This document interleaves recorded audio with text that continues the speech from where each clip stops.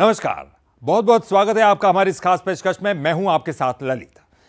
मध्य प्रदेश छत्तीसगढ़ में विधानसभा चुनाव के बाद अब लोकसभा चुनाव की बयार बहने लगी है। कांग्रेस बीजेपी दोनों ने चुनाव के लिए कमर कस ली है और अब हर सियासी मुद्दे का जो एक सिरा है वो लोकसभा की जंग से जुड़ता हुआ दिखाई देगा। तो आज क्या कुछ खास रहा सियासी गलियारों में, देखेंगे हमारा खास कार्यक्रम 24 का चक्रव्यूह।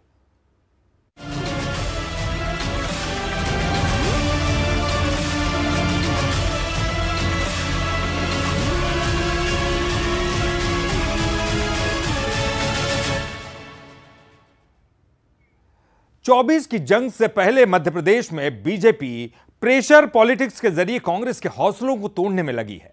बीजेपी अपने माइंड गेम के जरिए कांग्रेसी खेमे की धड़कनें बढ़ा रही है।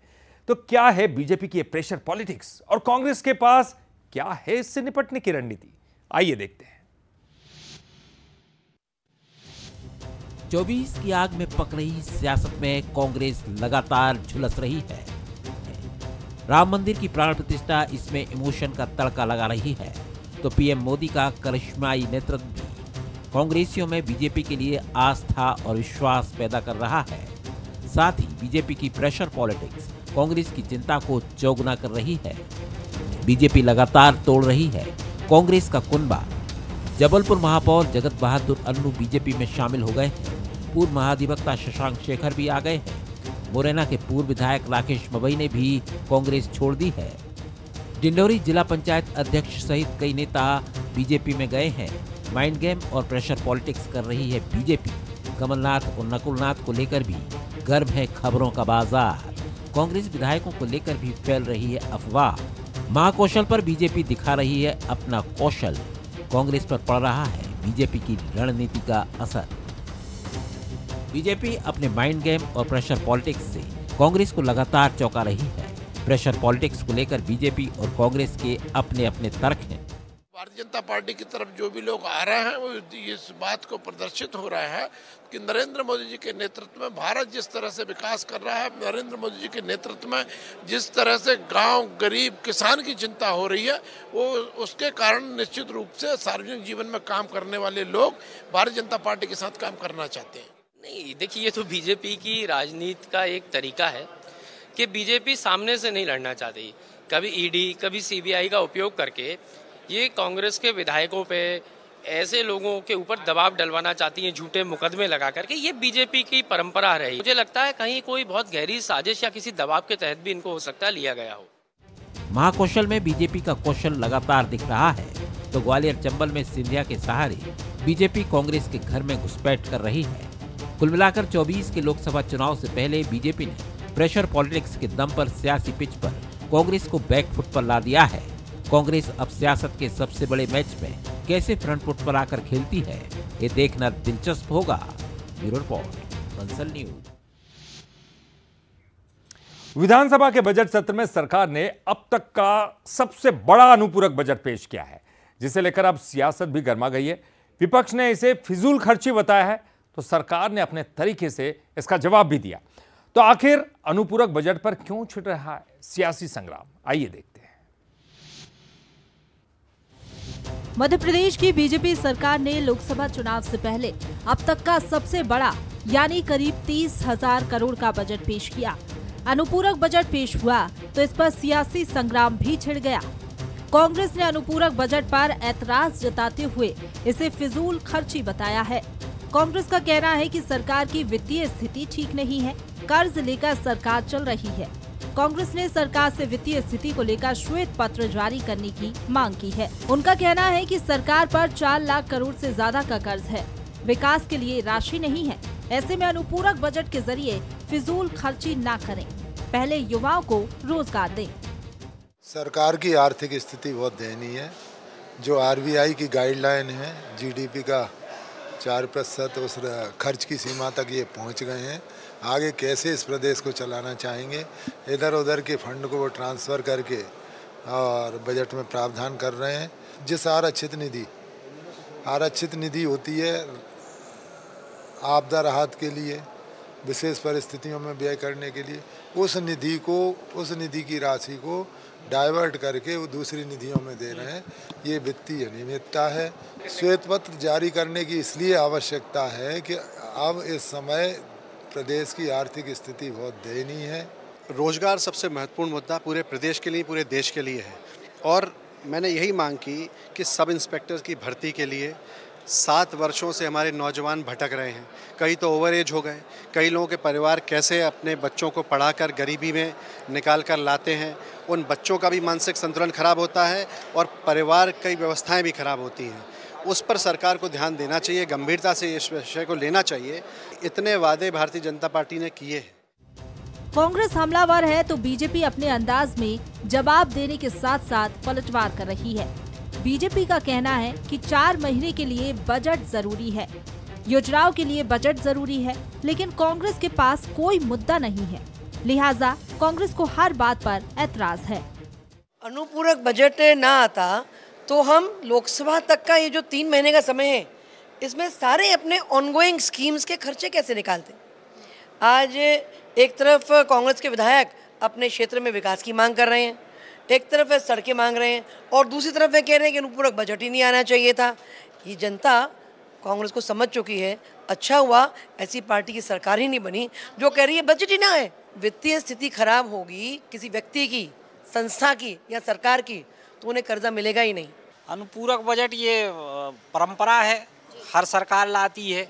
भाई खर्चे में जो कम बढ़ होती है उसके अनुसार उनका बजट लाया जाता है, तो ये तो परंपरा है, जरूरत होती है तो सरकार लाती है और मुझे नहीं लगता इसमें कुछ गलत है। उनके पास कोई मुद्दा है नहीं, विपक्ष के पास तो कुछ ना कुछ मुद्दा वो बनाते रहते। तो कांग्रेस के आरोप अपनी जगह हैं, सत्ता पक्ष की भी अपनी मजबूरियां हैं। विधानसभा में पेश किए गए अनुपूरक बजट में 2024 के लोकसभा चुनाव की झलक साफ दिखाई देती है।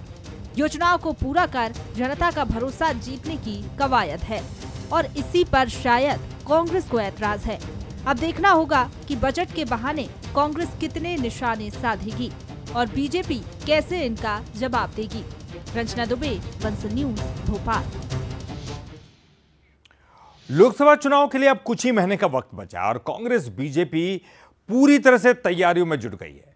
विधानसभा चुनाव की जीत के बाद बीजेपी उत्साहित है, दावेदारों की फहरिस्त भी लंबी है, लेकिन कांग्रेस में हार की हताशा के साथ उम्मीदवारों की तलाश भी बड़ी चुनौती बन गई है।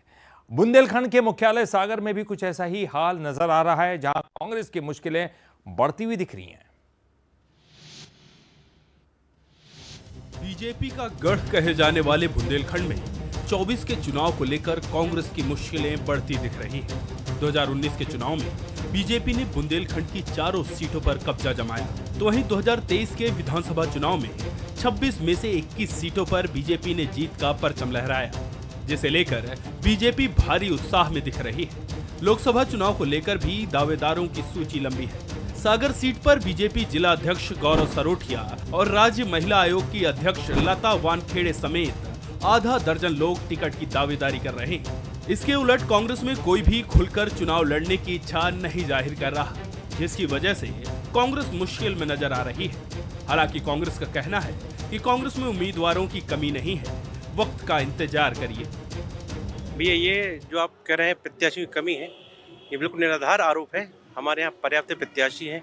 पूर्व विधायक अरुणोदय चौबे जी, गुड्डू राजा जी, सुरेंद्र सोहाने जी, मुकुल पुरोहित जी, कई लोग हमारे यहाँ दावेदारी कर रहे हैं। निरंतर हमारे प्रभारी पिछले 15 दिन में 2 बार आ चुके हैं, बैठकें कर चुके हैं। कल भी एक बड़ी बैठक हुई थी।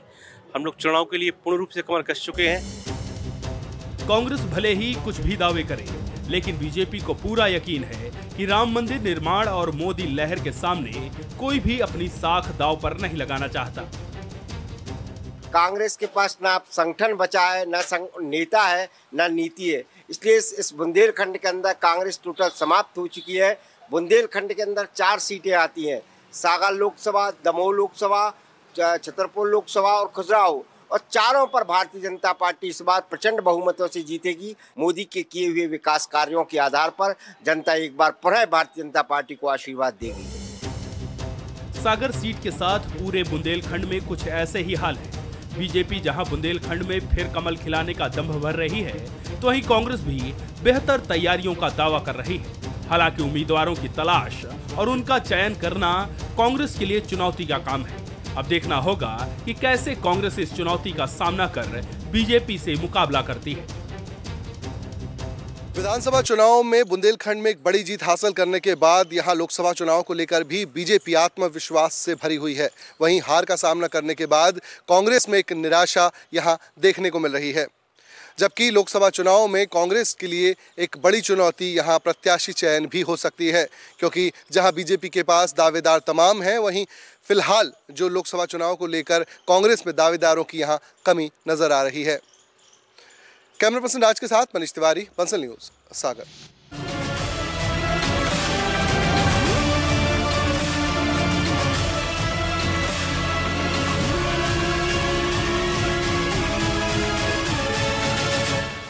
आपका एक बार फिर से स्वागत है। आप देख रहे हैं 24 का चक्रव्यूह।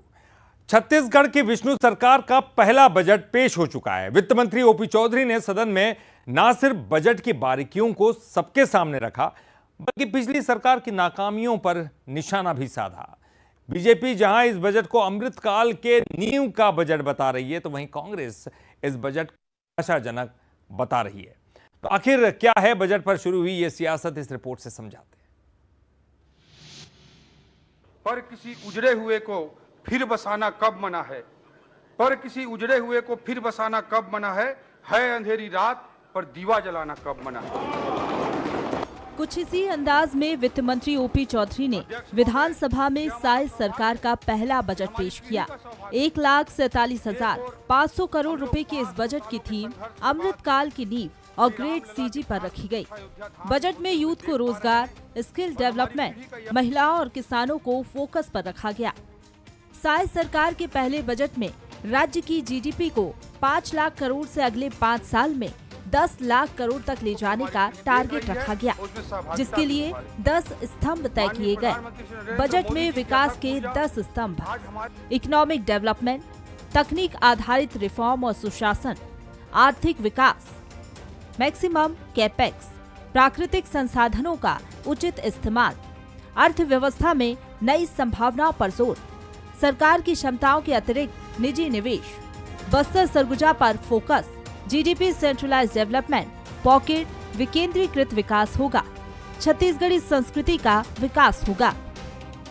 बजट पेश करते हुए ओपी चौधरी ने कहा कि हमें राजकीय खजाना खाली मिला। पिछले सालों में प्रशासनिक तंत्र पटरी से उतरा रहा और राजकीय खजाना हमें खाली मिला। हमारी कोशिश है कि साल 2047 तक हमारा राज्य विकसित राज्य हो। सीएम विष्णुदेव साय ने भी बजट की जमकर तारीफ की। यह बजट केवल 5 साल का बजट नहीं, बल्कि छत्तीसगढ़ को आगे कई वर्षों तक ले जाने वाला, विकास की दिशा और दशा संवारने वाला यह बजट है। यह बजट बिना किसी नए कर प्रस्ताव के और मौजूदा करों में बिना किसी वृद्धि के प्रदेश का राजस्व बढ़ाने वाला यह बजट है। बीजेपी जहां सरकार के पहले बजट की तारीफ में कसीदे पढ़ रही है, तो वहीं कांग्रेस बजट को मोदी की गारंटियों के तले दबा हुआ बता रही है। और देश के विकास, इस बजट में नया कुछ नहीं है। वैसे भी ये बजट मोदी जी के गारंटी के बोझ तले दबा हुआ बजट है। नया कोई कार्यक्रम इसमें दिखाई देता नहीं है। और जो हम लोगों के समय जो कार्यक्रम चल रहे थे, उसका केवल नाम बदलने का काम किया है। इसके अलावा इसमें कुछ नहीं है। ये सिर्फ दिखावे की बजट है। हमारा कोई काम ऐसे कम तो नहीं किया है। सभी कामों में उन्होंने अपना धनराशि देने की आवश्यकता समझी है। कोई काम बंद करने की हिम्मत नहीं की। इसका मतलब हमारा काम छत्तीसगढ़ के हित में था। साय सरकार का पहला डिजिटल बजट पेश हो चुका है। सरकार का फोकस ज्ञान यानी गरीब, युवा, अन्नदाता और नारी पर है। विजन अगले 5 साल में जीडीपी को 2 गुना करने पर है, लेकिन कांग्रेस इसे सिर्फ ढकोसला बता रही है। आगामी लोकसभा चुनाव में अब 100 दिन से भी कम का समय बचा है। ऐसे में साइज सरकार के इस बजट को जनता पास करती है या फिर ये तो आने वाले चुनाव नतीजों में साफ हो पाएगा। चहुं ओर चुनौतियों से घिरे होने के बावजूद हम ब्यूरो एक रिपोर्ट, लक्ष्य और बंसल सपना देखने न्यूज़। की ताकत रखते हैं अध्यक्ष महोदय। और चलिए अब आपको बताते हैं क्या कुछ खास रहा इस बजट में। तो कला, साहित्य और खेल में 1.5 करोड़ का प्रावधान इसमें रखा गया है। यूपीएससी की जो तैयारी है उसके लिए दिल्ली में अब 200 सीट हैं। इसके अलावा बात करें राज्य पुलिस बल में 1089 पदों की बढ़ोतरी की गई है। नवा रायपुर में आईटी हब विकसित किया जाएगा।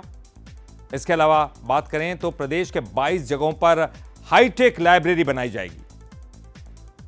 नवा रायपुर में संगीत महाविद्यालय की शुरुआत होगी और कला, साहित्य और खेल में 1.5 करोड़ का प्रावधान रखा गया है। तो देखिए आप, यूथ का यह बजट है। राज्य पुलिस बल में 1089 पदों की बढ़ोतरी। महतारी वंदन योजना में 1 मार्च से 12,000 सालाना मिलेंगे। मातृशक्ति पर फोकस। महतारी वंदन योजना में 1 मार्च से 12,000 रुपए सालाना, 1,000 रुपए महीना। प्रधानमंत्री मातृ वंदन योजना में 117 करोड़। तो वहीं ग्राम पंचायतों में महिला सदन बनाने के लिए 50 करोड़। लागू होगी राष्ट्रीय शिक्षा नीति 2020। तो शिक्षा का भी बजट है, आपको बता रहे। छत्तीसगढ़ प्रौद्योगिकी संस्थानों की स्थापना। इसके अलावा आईटी की मदद से शिक्षा व्यवस्था में सुधार आएगा। कुनकुरी, रामचंद्रपुर, खड़गांव, सिलफिनी में कृषि और उद्यानिकी महाविद्यालय खोला जाएगा। बजट में सेहत का भी ख्याल है। देखिए, स्वास्थ्य सुविधाओं के लिए 1500 करोड़ की व्यवस्था की गई है। सिम्स के नवनिर्माण के लिए 700 करोड़ की व्यवस्था की गई है। इसके अलावा मेकाहारा रायपुर के लिए 773 करोड़ रखे गए हैं। तो देखिए, सेहत का खास ख्याल। मनेंद्रगढ़, कुनकुरी में 220 बेड का अस्पताल यहां पर बनाया गया है। और पर्यटन और धर्म के लिए क्या कुछ खास इस बजट में बताते। शक्तिपीठ परियोजना के लिए इसमें रकम है। श्री रामलला दर्शन योजना के लिए 35 करोड़ जो है निर्धारित किए गए हैं। इको टूरिज्म के लिए रोड मैप भी तैयार किया गया है। अन्नदाता पर फोकस है। किसानों को ब्याज मुक्त ऋण मिलेगा। इसके अलावा कृषि बजट में 33% की बढ़ोतरी की गई है। और कृषि उन्नति योजना के लिए 10,000 करोड़ रुपए रखे गए इस बजट में। सिंचाई बांधों की सुरक्षा के लिए 72 करोड़ रुपए रखे गए। तो देखिए, किसानों के लिए क्या कुछ खास। खाद, बीज भंडार, गोदाम निर्माण के लिए 72 करोड़ की राशि रखी गई है। चलिए, तो ये खास था इस बजट में जो कि हमने आपको बताया। और इस खास पेशकश 24 का चक्रव्यूह में फिलहाल के लिए इतना ही। बंसल न्यूज पर खबरों का सिलसिला लगातार जारी है।